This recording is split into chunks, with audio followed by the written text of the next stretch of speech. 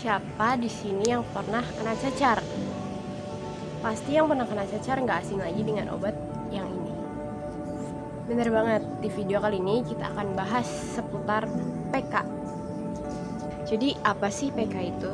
PK atau nama kimianya, kalium permanganat adalah satu senyawa kimia anorganik yang memiliki rumus KMNO4 dan merupakan garam yang mengandung ion K+ dan MnO4-. Kalium permanganat sendiri memiliki nama lain kameleon mineral atau Cl77755 atau kristal kondis dan Kairox. Yang pernah mandi dengan larutan PK ini pasti nggak asing lagi dengan air yang warnanya ungu.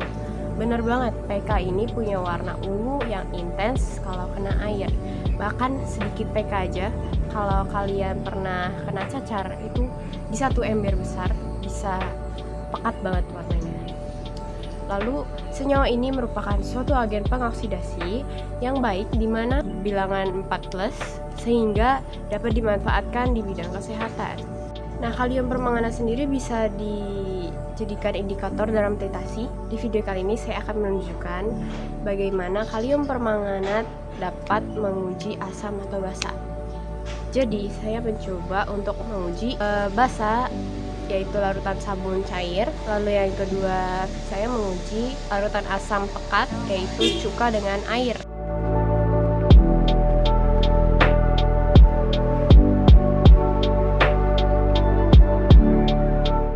Ketika dicampur, ternyata larutan yang asam atau larutan cuka tadi tidak mengalami perubahan apa-apa, sementara pada larutan yang basah atau sabun lama-kelamaan berubah warna menjadi warna coklat atau merah tua. Amazing. Sebelumnya alasan saya memilih bahan kimia PK sebagai topik yang dibicarakan di video kali ini, yaitu karena PK itu warnanya ungu dan ungu itu lucu. Jadi ya, saya memilih karena PK itu lucu. Oke, lanjut. Larutan PK sendiri merupakan larutan elektrolit kuat sehingga ia dapat mengantarkan arus listrik. Tapi sayangnya pas saya melakukan percobaan dengan baterai yang dihubungkan ke penjepit buaya, lalu saya celupkan ke dalam larutan PK, tidak terjadi apa-apa. Sayang banget. Tapi harusnya sih nyala.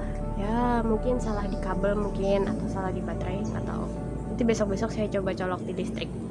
Nah, kalium permanganat ini bisa kita lihat di gambar. Ini saya rekam menggunakan kamera makro. Bisa kita lihat walaupun kurang jelas ya. Bentuknya itu kristal ortorombik, di mana merupakan kristal perunggu dan kristal ini itu stabil. Katanya kalium permanganat sendiri dapat bereaksi dengan senyawa yang mudah menyala sehingga bisa menyebabkan kebakaran. Oleh karena itu PK ini dijauhkan dari senyawa-senyawa pereduksi, contohnya seperti asam kuat, material organik, peroksida, alkohol, dan senyawa kimia logam aktif. Ketika saya campurkan di H2O2 atau hidrogen peroksida, memang terjadi buih-buih.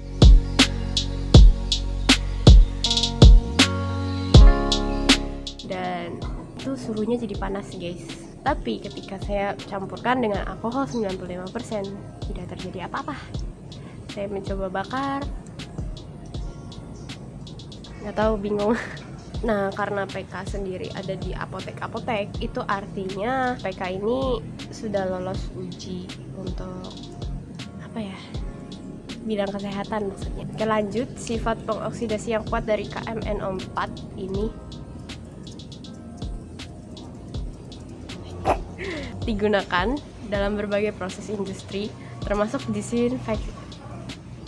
disinfeksi air sebagai suatu algicide dan sebagai agen pemutih dalam finishing tekstil. Selanjutnya, senyawa ini bekerja korosif, sensitisasi, dan merangsang jika apabila terjadi kontak fisik dengan kulit kita.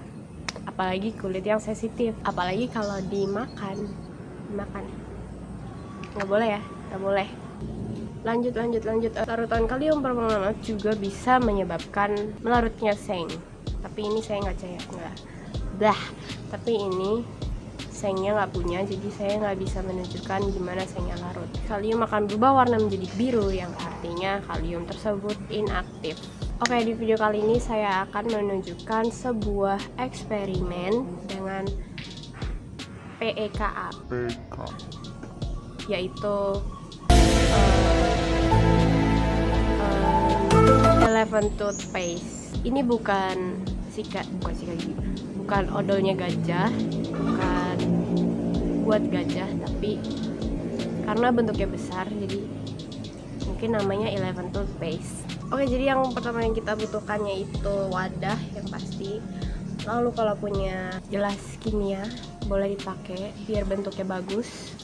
Lalu selanjutnya kita butuh PK, kita butuh air, dan yang paling penting kita butuh H2O2. Oh ya, jangan lupa sabun cair ya.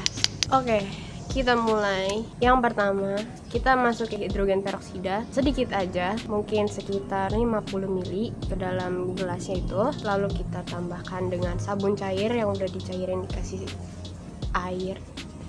Masa dikasih tanah? Sebelumnya kita cairin dulu PK-nya jadi sebuah larutan, yaitu dengan menambahkan sedikit PK ke air. Oh iya, tadi kelupaan satu lagi itu pewarna makanan, ini biar kelihatan bagus aja. Lalu selanjutnya PK ini kan sebagai katalis, hidrogen peroksida akan terurai menjadi oksigen dan air. Hore! Karena sejumlah kecil, hidrogen peroksida menghasilkan sejumlah besar oksigen. Oksigen dengan cepat mendorong keluar dari wadah. Air sabun menjebak oksigen, ciptakan gelembung dan berubah menjadi busa.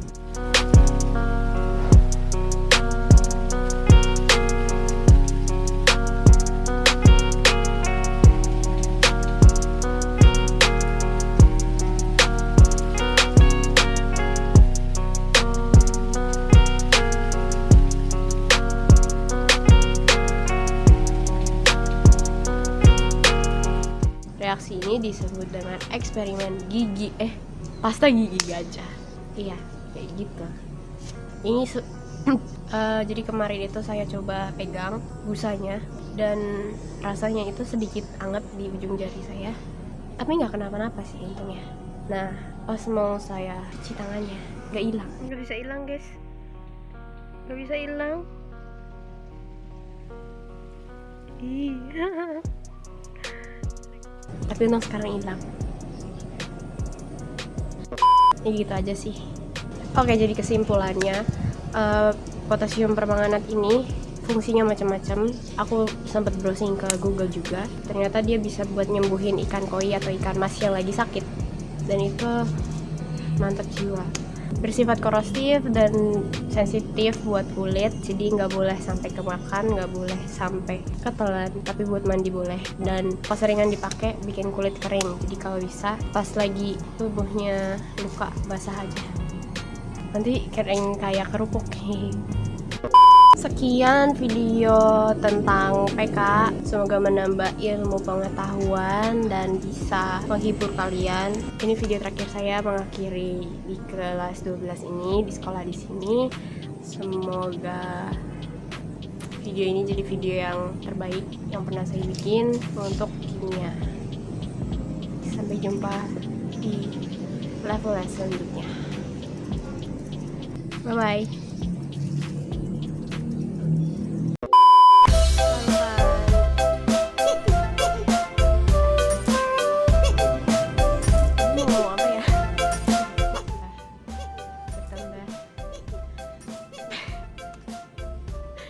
Mau ngomong apa lupa.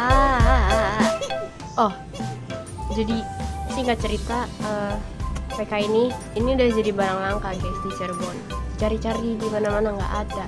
Yang ada cuma satu di apotek Pasuketan di Cirebon. Terus saya udah beli 3, ternyata yang dipakai cuma nggak sampai 1, cuma dikit banget. Ini juga masih ada. Sedih. No.